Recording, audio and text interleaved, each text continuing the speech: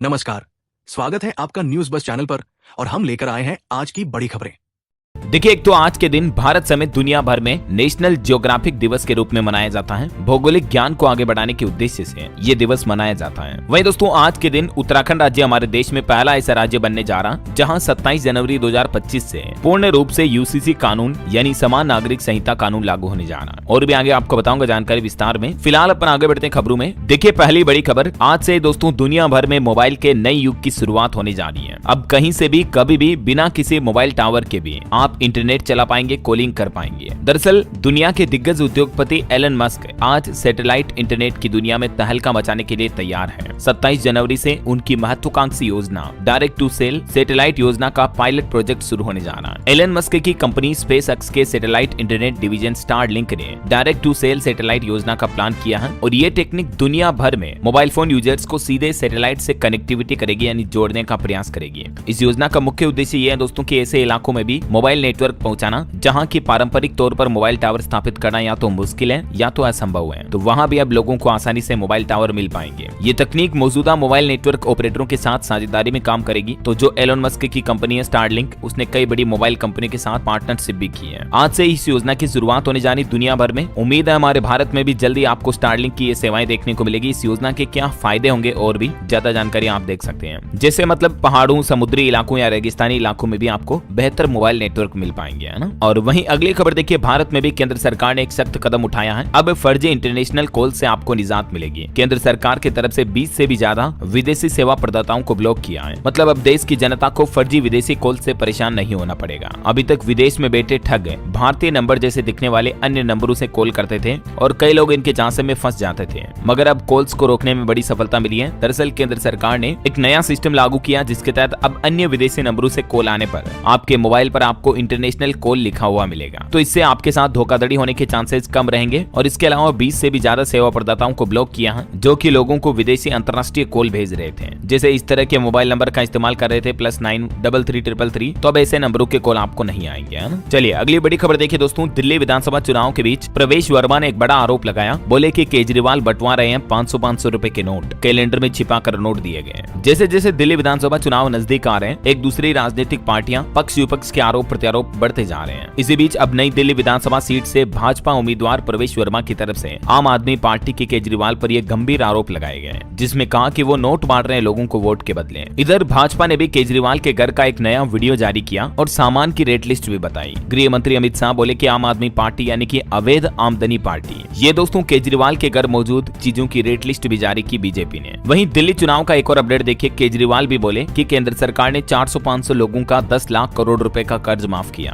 और GST tax को लेकर भी उन्होंने कहा कि ये जनता पर टैक्स का बोझ है। और दोस्तों, भले ही दिल्ली में राजनीतिक पार्टियां बड़े बड़े ऐलान कर रही हैं, लेकिन जब ग्राउंड सर्वे किया गया तो देखिए लोगों का क्या कहना है। लोग बोले कि बिजली और पानी तो हम खरीद लेंगे, लेकिन पक्की नौकरी दें केजरीवाल सरकार। दिल्ली में जो कई लोग किराए पर रहते हैं, तो ऐसे किराएदार बोले कि हमारी आधी सैलरी तो रेंट में ही चली जाती है, बिना अपने घर के तो मर ही जाएंगे। ये मतलब दिल्ली में जब कुछ इलाकों का ग्राउंड सर्वे किया गया तो लोगों की ओपिनियन देखने को मिली चुनाव से पहले, है ना। चलिए अगली बड़ी खबर देखिए दोस्तों, एक बड़ा चौंकाने वाला खुलासा सामने आ रहा कि चीन की लैब में लीक की वजह से कोविड महामारी फैलने की संभावना है। अमेरिका में ट्रंप सरकार बनने के बाद अमेरिका की खुफिया एजेंसी CIA की तरफ से बड़ा दावा किया गया, जिसमें अमेरिकी CIA ने साफ साफ कहा कि नेचुरल नहीं था बल्कि लैब से लीक हुआ था कोरोना वायरस। ये अमेरिका का चाइना पर एक बड़ा निशाना देखा गया जब अमेरिका में ट्रंप की सरकार आई। तो चलिए अगली बड़ी खबर देखिए, नए वाहनों की खरीद पर 50% तक टैक्स में छूट मिलेगी। देश के ट्रांसपोर्ट मंत्रालय की तरफ से एक नया नोटिफिकेशन जारी किया है। दरअसल हमारे भारत सरकार के सड़क परिवहन मंत्रालय ने BS2 और इससे पुराने उत्सर्जन मानकों वाले वाहनों को स्क्रैपिंग नीति के तहत बेचने के बाद नए वाहनों की खरीद पर एक मुफ्त कर में यानी कि टैक्स में 50% तक छूट देने का ऐलान किया है। अभी सरकार की तरफ से देश भर में अनुपयुक्त प्रदूषणकारी वाहनों को चरणबद्ध तरीके से हटाने के लिए ये नई वाहन स्क्रैपिंग नीति शुरू की गई है और इस नीति के तहत ये वाहनों पर छूट दी जाएगी। केंद्रीय सड़क परिवहन मंत्रालय की तरफ से इस संबंध में नोटिस भी जारी किया है। चलिए अगली खबर देखिए दोस्तों, लिक्विड प्रोपल्सन सिस्टम सेंटर के नए डायरेक्टर बने M मोहन, जो कि पहले human space flight centre centre के डायरेक्टर रह चुके हैं। चंद्रयान 1 के मून इम्पैक्ट प्रो प्रोजेक्ट के सिस्टम लीडर भी थे ये। इसरो चीफ वी नारायणन की तरफ से इनको डायरेक्टर नियुक्त किया गया है। और वहीं खबर आ रही दोस्तों जम्मू कश्मीर में जो रहस्यमयी लोगों की मौतें हुई जम्मू के राजौरी के गाँव में, तो यहाँ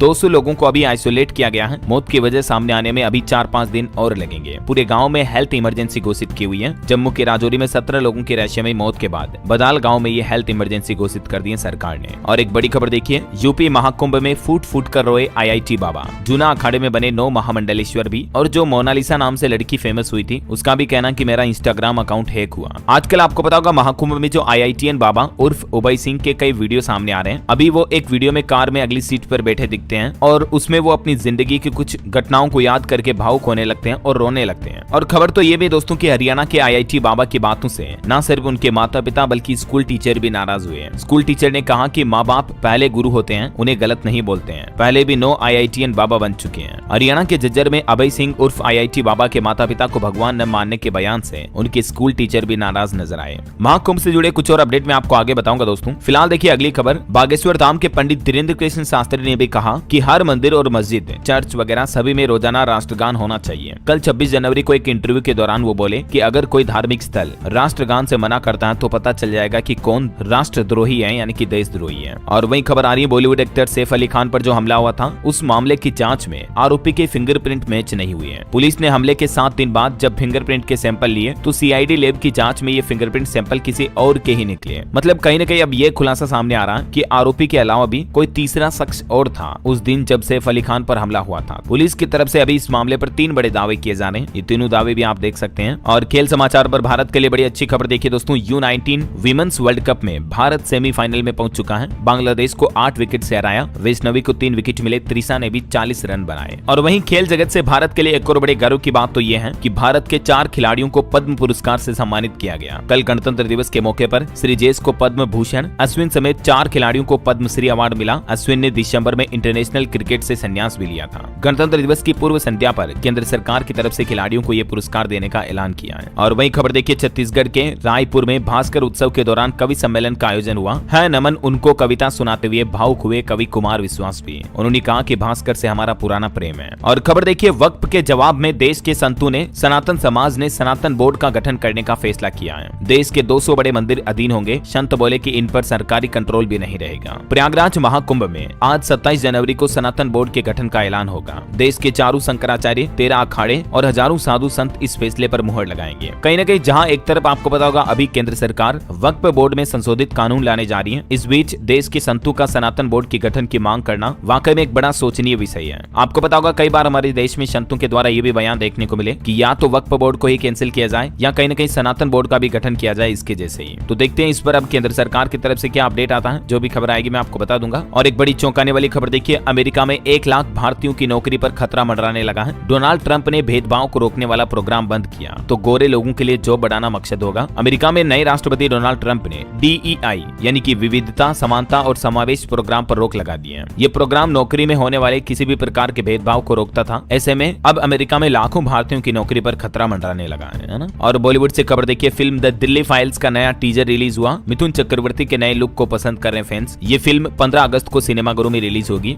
और वहीं जो हाल ही में रिलीज हुई फिल्म स्काई फोर्स ने भी 2 दिन में 36 करोड़ 80 लाख रुपए की कमाई की। फिल्म से वीर पहाड़िया ने बॉलीवुड में डेब्यू किया। सोशल मीडिया पर फिल्म की तारीफ भी हो रही है। और खबर देखिए दोस्तों, महाकुंभ में संतों ने फहराया तिरंगा, जुलूस निकाला। गणतंत्र दिवस के मौके पर कल हाथों में तिरंगा लेकर संत भी देशभक्ति के रंग में नजर आए। वंदे मातरम का उद्घोष भी देखने को मिला। और स्टूडेंट छात्र छात्राओं के लिए एक बड़ा अपडेट आ रहा। देखिए, नीट UG की परीक्षा पैटर्न में बदलाव किया गया। अब 180 प्रश्न आएंगे और टाइमिंग में भी 20 मिनट की कटौती की गई है। एक्सपर्ट बोले कि 67 स्टूडेंट के 100% अंक आए थे। कोविड पैटर्न पर एग्जाम हो रहा है। अब एक ही पार्ट में होगा पेपर। ये कुछ मुख्य बदलाव किए गए हैं NTA यानी कि नेशनल टेस्टिंग एजेंसी द्वारा नीट 2025 एग्जाम में। चलिए अगली खबर देखिए, AMFI कार्यक्रम में अमिताभ कांत बोले कि दुनिया का ध्यान विकसित हो रहे देशों पर है। 2027 तक जर्मनी, जापान से भी आगे होगा हमारा भारत। AMFI के एक कार्यक्रम में अमिताभ कांत ने भारत की प्रगति पर जोर दिया। उन्होंने कहा कि जैसे जैसे दुनिया का ध्यान विकसित हो रहे देशों ग्लोबल साउथ पर केंद्रित हो रहा है, तो वहीं भारत की निरंतर प्रगति वैश्विक अर्थव्यवस्था के भविष्य को आकार देने में अहम भूमिका निभाएगी। ये अमिताभ कांत नीति आयोग के पूर्व CEO रह चुके हैं। चलिए खबर है दोस्तों, हरियाणा में मुख्यमंत्री नायब सिंह सैनी की तरफ से बड़ी घोषणा की गई। कल गणतंत्र दिवस के मौके पर उन्होंने कहा कि अग्निवीरों को आरक्षण मिलेगा और सरकार ने 2 लाख नौकरी देने का लक्ष्य भी रखा है। इसके अलावा सीएम नायब सैनी ने कहा कि इस बात की खुशी है कि हरियाणा प्रदेश अभी हमारे देश में एकमात्र ऐसा राज्य है जो कि किसानों की सभी 24 फसलों की खरीद न्यूनतम समर्थन मूल्य पर कर रहा है। अब तक 12 लाख किसानों के खाते में फसल खरीद के तकरीबन 1.25 लाख करोड़ रुपए भेजे जा चुके हैं। और सुप्रीम कोर्ट का एक बड़ा फैसला देखिए दोस्तों, सुप्रीम कोर्ट ने एक केस की सुनवाई करते हुए कहा कि शादी के लिए किसी को मना करना खुद की जान लेने के लिए उकसाने जैसा कृत्य नहीं है। देश के सर्वोच्च न्यायालय ने एक मामले की सुनवाई करते हुए ये महत्वपूर्ण टिप्पणी की है। फिर चाहे लड़का हो या लड़की हो, अक्सर समाज में कई ऐसे केस देखे जाते हैं कि जो लड़का लड़की गर्लफ्रेंड बॉयफ्रेंड होते हैं फिर शादी के लिए एक दूसरे को मना कर देते हैं। तो ऐसे केस में अगर कोई खुद की जान ले ले तो उसके लिए दूसरे को उकसाने का आरोप नहीं लगाया जा सकता, ऐसा सुप्रीम कोर्ट का कहना है ना। और वही खबर है दोस्तों, गृह मंत्री अमित शाह भी आज प्रयागराज महाकुंभ में भाग लेने के लिए जाएंगे। यहाँ त्रिवेणी संगम में डुबकी भी लगाएंगे। और एक चौंकाने वाली रिपोर्ट सामने आ रही कि हमारे देश में मुंबई और दिल्ली दुनिया के शीर्ष 10 पसंदीदा बाजारों में शामिल हुए हैं। विदेशी निवेश के लिए एशिया प्रशांत क्षेत्र का जो सर्वे हुआ उसमें पता चला कि भारत के टॉप 10 इन्वेस्टर फ्रेंडली शहरों में शामिल हैं दिल्ली मुंबई जैसे शहर। और खबर है भारतीय अंतरिक्ष एजेंसी इसरो का एक नया अपडेट देखिए, GSLV F-15 का इंटीग्रेशन पूरा हो चुका है। इसरो ने कहा कि लॉन्चिंग के लिए हम तैयार हैं। 29 जनवरी को रॉकेट की लॉन्चिंग होगी और ये इसरो का 100वां मिशन भी होगा, यानी इसरो अपने स्पेस मिशन का शतक पूरा करने जा रहा 29 जनवरी को। और एक रिपोर्ट सामने आ रही कि एक राष्ट्र एक समय के तहत अब सभी को अपनाना होगा भारतीय मानक समय। सरकार की तरफ से नियमों का नया मसौदा भी शुरू किया गया। दरअसल केंद्र सरकार जल्दी हमारे देश में one nation one time system लागू करने जा रही है और सरकार का कहना है कि भारतीय मानक समय को अनिवार्य बनाने के लिए ये नए नियम लागू किए जाएंगे। 14 फरवरी तक उपभोक्ता मामलों के मंत्रालय ने लोगों से प्रतिक्रिया भी मांगी है इस संबंध में, यानी देश भर में अब एक ही टाइम होगा, जो कि कुछ फर्क होता है जीपीएस नेविगेशन के अकॉर्डिंग अलग अलग लोकेशन के टाइमिंग में, है ना। और एक चौंकाने वाली रिपोर्ट देखिए दोस्तों, भारत में कुत्तों की काटने की वजह से हर साल 5,500 से भी ज्यादा लोगों की मौतें होती हैं। देश के 15 से भी ज्यादा राज्यों में डॉग बाइट को लेकर ये सर्वे किया गया, जिसमें ये चौंकाने वाले आंकड़े सामने आए हैं। और इन सर्वे के बाद देश के तकरीबन 3.25 लाख से भी ज्यादा परिवारों से सवाल जवाब किए गए। भारतीय चिकित्सा अनुसंधान परिषद की ओर से ये डेटा जारी किए गए, देख सकते हैं आप। और वैज्ञानिकों की एक बड़ी चिंताजनक रिपोर्ट देखिए दोस्तों, जंगलों में लगने वाली आग की वजह से रिकॉर्ड स्तर पर पहुंचा कार्बन उत्सर्जन।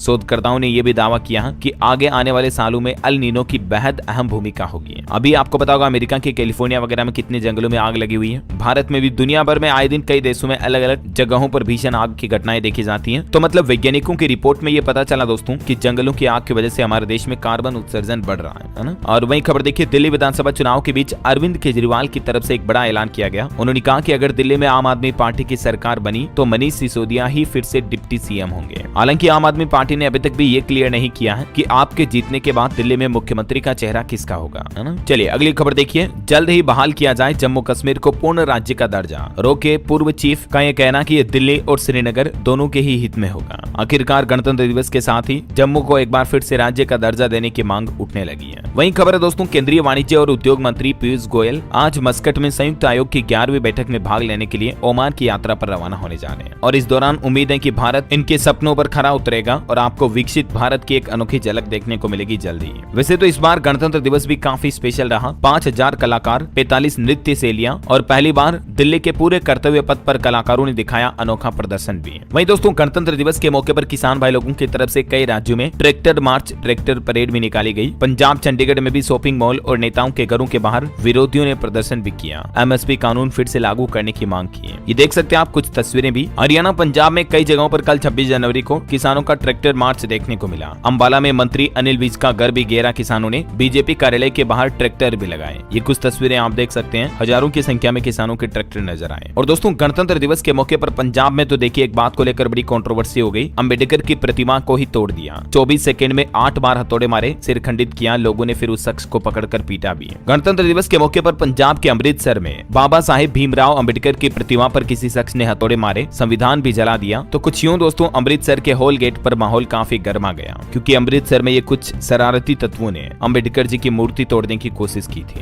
और खबर है दोस्तों, प्रधानमंत्री नरेंद्र मोदी आज 27 जनवरी को शाम तकरीबन 4:30 बजे दिल्ली के करियप्पा परेड ग्राउंड में वार्षिक एनसीसी पीएम रैली को भी संबोधित करेंगे। और दोस्तों कल गणतंत्र दिवस के मौके पर रूस के राष्ट्रपति पुतिन समेत दुनिया भर के कई दिग्गज नेताओं ने हमारी राष्ट्रपति द्रौपदी मुर्मू और पीएम मोदी को गणतंत्र दिवस की बधाई भी दी। ये देखिए जरा दोस्तों 76वें गणतंत्र दिवस के टॉप मोमेंट्स। राष्ट्रपति द्रौपदी मुर्मू ने सुबह 10:30 बजे तिरंगा झंडा फहराया और परेड की शुरुआत कल्चर मिनिस्ट्री ने की। इंडोनेशियाई जवानों ने भी प्रस्तुति दी। इस बार आपको पता होगा मुख्य अतिथि के रूप में इंडोनेशिया के राष्ट्रपति थे। और रिपब्लिक डे के मौके पर कल अटारी वाघा सीमा पर बीटिंग रिट्रीट समारोह का आयोजन भी हुआ। जवानों में जोश देखा गया, देशभक्ति के नारों से गूंज उठा आसमान। दिल्ली के कर्तव्य पथ पर भी गणतंत्र दिवस के कुछ नजारे देखिए आप। अपाचे और राफेल ने बनाया विक्ट्री फॉर्मेशन। पहली बार एक साथ 5000 कलाकारों की परफॉर्मेंस देखने को मिली। प्रधानमंत्री नरेंद्र मोदी भी खुद दर्शकों के बीच पहुंचे। कुल मिलाकर दोस्तों इस बार की गणतंत्र दिवस परेड में देश की सैन्य शक्ति और समृद्धि की अनोखी झलक देखने को मिली। कर्तव्य पथ पर कुछ यूं दिखा विकसित भारत के संकल्प का नजारा। गणतंत्र दिवस परेड में पहली बार तीनों सेनाओं के बीच बेहतर तालमेल को दर्शाती झांकी भी आप देख सकते हैं। और इस बार भी 76वें गणतंत्र दिवस पर प्रधानमंत्री नरेंद्र मोदी ने हर बार की तरह अलग पगड़ी बांधी।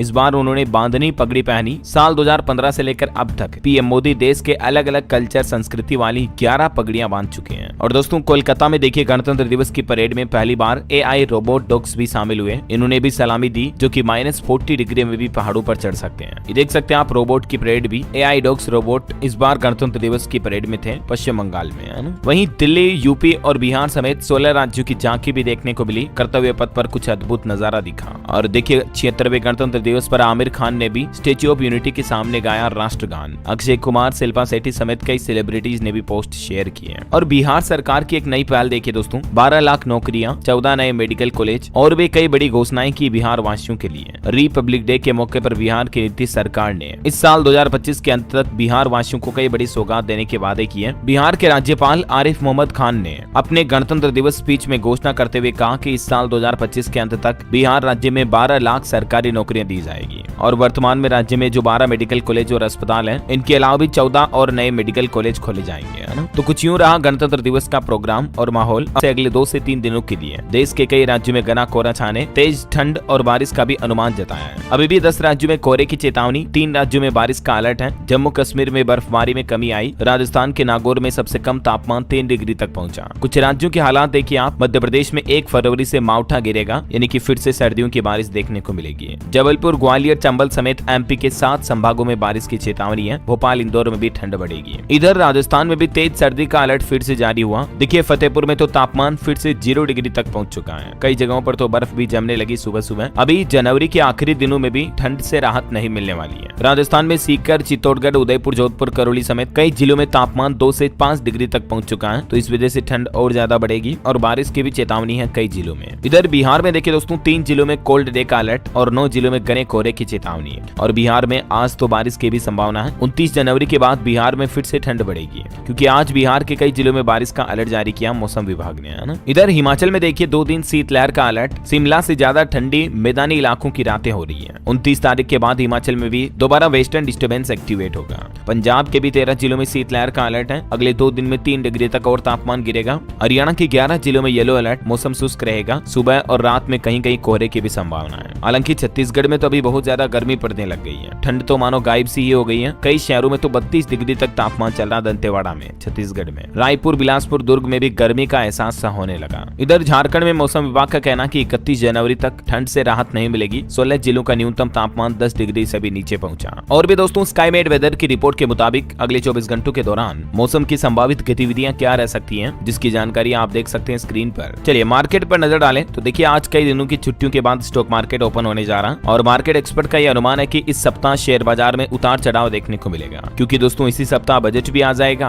1 फरवरी को, आने वाले सैटरडे को। इसके अलावा कई कंपनियों के तिमाही नतीजे भी आएंगे। फिर FII, DII फ्लो तक कई सारे फैक्टर्स बाजार की चाल तय करेंगे। और मार्केट के कुछ वैल्यूएशन देखिए आप। भारत की टॉप 10 कंपनियों में से 4 की मार्केट वैल्यू 1.25 लाख करोड़ रुपए तक घटी है, जिसमें रिलायंस कंपनी टॉप लूजर रही, जिसका मार्केट कैप 74,000 करोड़ रुपए घटकर अभी 16.85 लाख करोड़ पर रह चुका है। चलिए अब अपन आगे बढ़ते हैं खबरों में। तो देखिए एक बड़ी चेतावनी निकल कर आ रही है। गूगल क्रोम यूजर्स पर खतरा मंडरा रहा। हैकर से बचने के लिए सरकार की तरफ से अलर्ट जारी किया है। दरअसल भारत सरकार की साइबर सिक्योरिटी संस्था CERTIN ने भारतीय यूजर्स के लिए गूगल क्रोम को लेकर ये चेतावनी जारी की है। अगर आप भी गूगल क्रोम ब्राउजर का इस्तेमाल करते हैं तो क्रोम के इस नए वर्जन में कुछ कमजोरियां पाई गई हैं। तो आप सभी से रिक्वेस्ट है आप अपने गूगल क्रोम में लेटेस्ट वर्जन अपडेट कर लें और क्रोम OS को भी जितना जल्दी हो सके अपडेट कर लें, ताकि आप सुरक्षित रह सके, है ना। चलिए खबर आ रही, 1 महीने में बिजली विभाग के पास पहुंची 17,000 से ज्यादा शिकायतें। स्मार्ट मीटर को लेकर उठाया गया बड़ा कदम। दरअसल झारखंड राज्य में बिजली वितरण निगम लिमिटेड ने उपभोक्ताओं की बिल संबंधित समस्याओं के समाधान के लिए जो शिविर लगाया है, ये शिविर भी 17 दिसंबर से 31 जनवरी तक चलेंगे। और अब तक ये काफी सारी शिकायतों का निपटान भी हो चुका है, लेकिन कहीं न कहीं देखा जाए तो लोगों को स्मार्ट मीटर से जुड़ी भी काफी दिक्कतें सामने आ रही है। और इस बीच बिजली विभाग का कहना है कि स्मार्ट मीटर से संबंधित नंबर भी अपडेट किए जाएंगे 31 जनवरी जनवरी तक, ठीक है ना। अच्छा, बिहार के लोगों के लिए एक बड़ी खुशखबरी आ रही है। प्रधानमंत्री कुसुम योजना के तहत 17,000 पंप लगाए जाएंगे। देश के केंद्रीय ऊर्जा राज्य मंत्री श्रीपद येस्सो नाइक ने हाल ही में बिहार के अधिकारियों के साथ कुछ विभागीय बैठकें की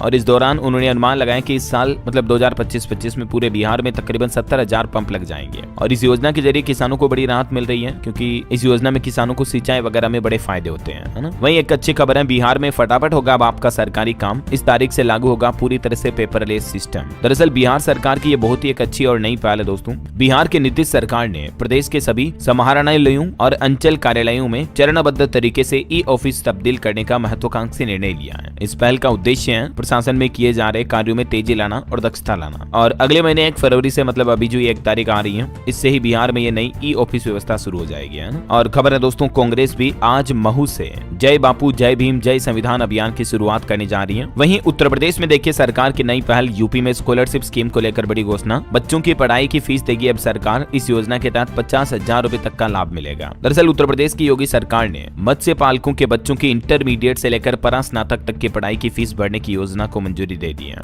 और इस योजना के तहत 10 से 50,000 रुपए तक की फीस शुल्क प्रतिपूर्ति यूपी सरकार की तरफ से की जाएगी। हालांकि इसमें एक मुख्य शर्त यह है, इस योजना का लाभ उन्हीं छात्रों को मिलेगा जो कि अन्य किसी योजनाओं से लाभ नहीं ले रहे हैं। और इसके अलावा इस छात्रवृत्ति की पात्रता के लिए आय और जाति प्रमाण पत्र भी आवश्यक होंगे, है ना। वहीं यूपी के लोगों के लिए एक और बड़ी खुशखबरी देखिए आप, 54 करोड़ की लागत से होगी इस नेशनल हाईवे की मरम्मत। जल्द ही इसका काम शुरू होगा। दरअसल जर्जर हो चुके गाजीपुर जमानिया शैयदराज राष्ट्रीय राजमार्ग 24 की मरम्मत के लिए 53 करोड़ रुपए का बजट भी आवंटित कर दिया यूपी सरकार ने, है ना। और यूपी प्रयागराज महाकुंभ के कुछ अपडेट देखते हैं दोस्तों फटाफट से। देखिए आप, एक तो महाकुंभ आने वाले श्रद्धालुओं की अब डीएनए टेस्टिंग भी शुरू कर दी है। BHU यानी बनारस हिंदू यूनिवर्सिटी के वैज्ञानिक बोले कि डीएनए का प्रेजेंटेशन देखेंगे, कोविड एंटीबॉडी की भी पहचान करेंगे। मतलब BHU के वैज्ञानिक इस बात का पता लगाएंगे कि यहाँ भारत की कितनी प्रतिशत आबादी का डीएनए प्रेजेंटेशन सेफ है, सिक्योर है भविष्य में आने वाले वायरसों के लिए, है ना। और वहीं खबर देखिए आप, हरियाणवी डांसर सपना चौधरी ने भी लगाई महाकुंभ में डुबकी। प्रयागराज में संगम में नाव में घूमती भी दिखी। और देखिए, मौन रहकर भक्ति करने का पर्व है मौनी अमावस्या, जो कि आने ही वाली है बस परसों 29 जनवरी को। माघ मास की अमावस्या तिथि के दिन मौनी अमावस्या मनाई जाएगी और इस दिन भी नदी में स्नान और दान पुण्य करने की विशेष परंपरा है।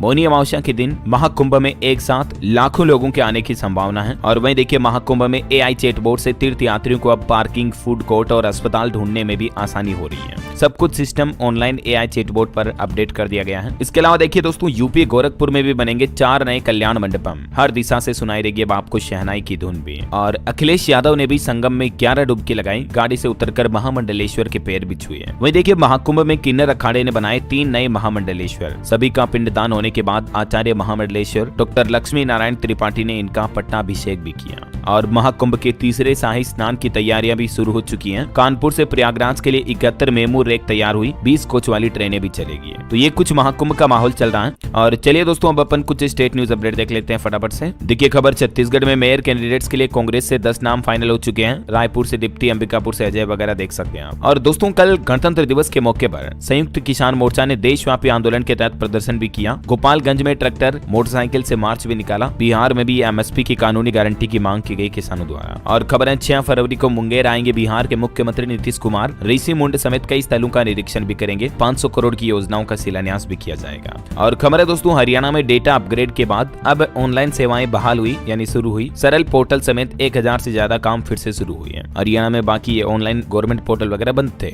2 दिन के लिए, है ना। और देखिए, हरियाणा सरकार के पहले 100 दिन के 10 बड़े फैसले हैं। 25,000 नौकरियां, CET पास को हर महीने 9,000 रुपए और भी आगे का रोड में बताया मुख्यमंत्री नायब सिंह सैनी ने। सैनी से जुड़े ये 3 अहम बातें आप देख सकते हैं। वहीं खबर है दोस्तों, पंजाब के मोहाली में तो आज 27 जनवरी की भी छुट्टी घोषित कर दी गई है। सभी स्कूल वगैरह बंद रहेंगे। जिला प्रशासन की तरफ से आदेश जारी किए गए। और खबर देखिए, पंजाब में वायुसेना अग्निवीर भर्ती के लिए रजिस्ट्रेशन भी शुरू हुए। सरकार की तरफ से नोटिफिकेशन जारी किया गया। ये 4 स्टेज क्लियर करने के बाद युवा अग्निवीर बन सकते हैं। और खबर है, पंजाब बीजेपी संगठन के चुनाव की भी तैयारियां शुरू हुई। सभी जिलों के लिए चुनाव अधिकारी नियुक्त किए गए। वहीं खबर है, हिमाचल प्रदेश के मुख्यमंत्री सुखविंदर सिंह सुक्खू प्रतिभा मध्य प्रदेश में गए। कांग्रेस के संविधान अभियान में शामिल होंगे। 28 से 30 जनवरी तक दिल्ली में करेंगे चुनाव प्रचार भी। और खबर है दोस्तों, हिमाचल के सेब बागवान हरिमन को पद्मश्री अवार्ड से भी सम्मानित किया गया। ओके, और चलिए कुछ एजुकेशनल अपडेट्स देख लेते हैं फटाफट से। देखिए, भारतीय युवाओं को लेकर एक तो अच्छी रिपोर्ट आ रही है कि एआई स्किल में भारत का दुनिया में दबदबा देखने को मिल रहा है। विश्व भर में 16% टैलेंटेड लोग जो कि बड़ी बड़ी कंपनीज में काम करते हैं या आर्टिफिशियल इंटेलिजेंस सेक्टर में है, वो भारत के युवा हैं।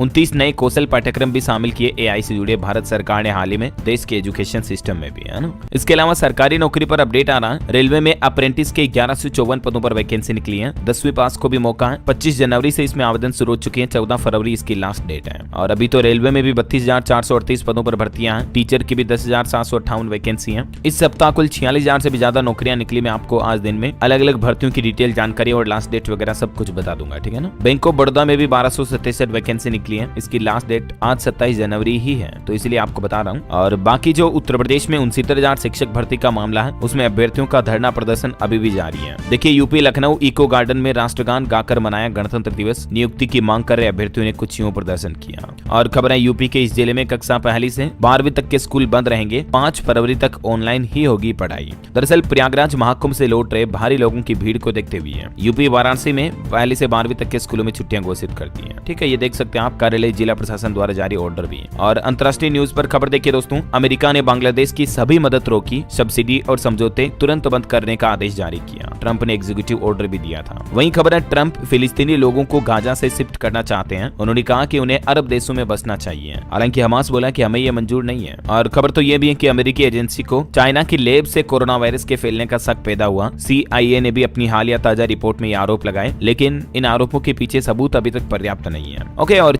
ऐसी ही महत्वपूर्ण जानकारियों से जुड़े रहने के लिए न्यूज़ बस चैनल को लाइक, शेयर और सब्सक्राइब करें। धन्यवाद।